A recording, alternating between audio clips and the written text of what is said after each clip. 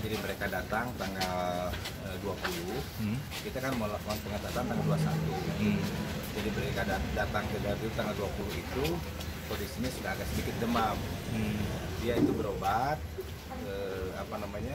ke satu klinik lah yang di daerah Garut bagian timur. Dan di klinik ini mereka juga para medisnya tidak menggunakan APD.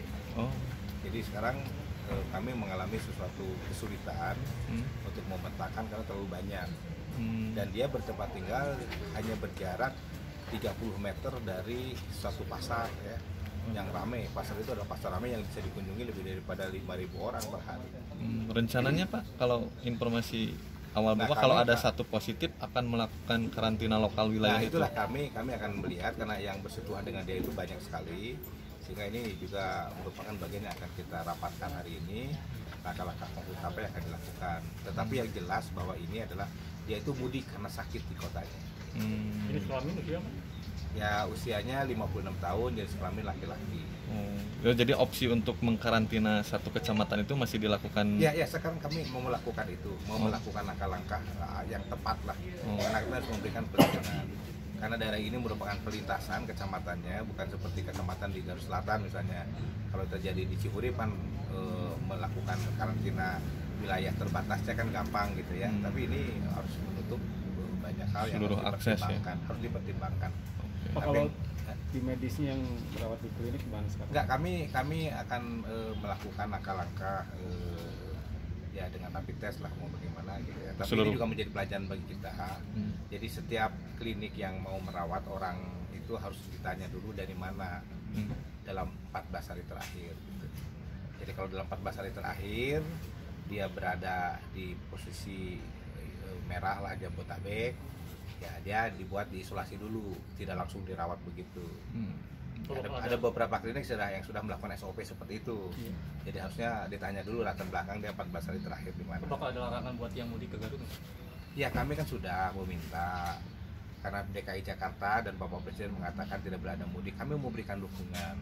Tapi kami pun realistis ya, kami melakukan langkah-langkah konkret. Ketika mereka tidak bisa pulang, keluarga di sini bagaimana? Yang mereka di kota ini bukan orang-orang kaya, mereka mencari mata pencaharian yang dikirim ke desa.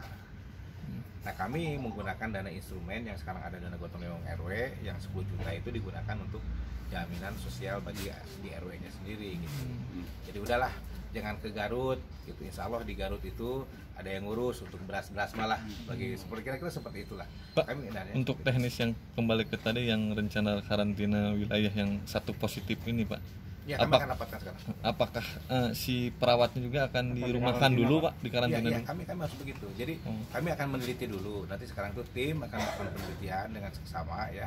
Jadi kemana interaksi dia selama ini. Terus di klinik itu juga kan tidak semuanya melakukan kontak interaksi ya.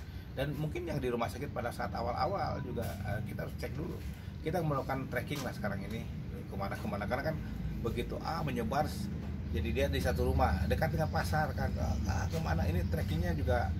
Tapi kami melakukan mungkin di 5 kecamatan ya trackingnya ini. Untuk satu pasien ini diisolasi kondisinya sekarang Pak? Sekarang diisolasi tapi dalam keadaan baik-baik ya. Jadi sebelumnya memang PDP Pak? Enggak, sebelumnya dia itu PDP. Nah dia tidak tahu, kita tidak tahu bahwa dia PDP atau tidak ya. Tapi dia pulang dari Jakarta. Ketika kita tahu orang yang pulang dari Jakarta itu Jabotabek lah, kita langsung nyatakan PDP, dilakukan pengawasan. Nah yang bersangkutan itu tidak terdeteksi oleh kita.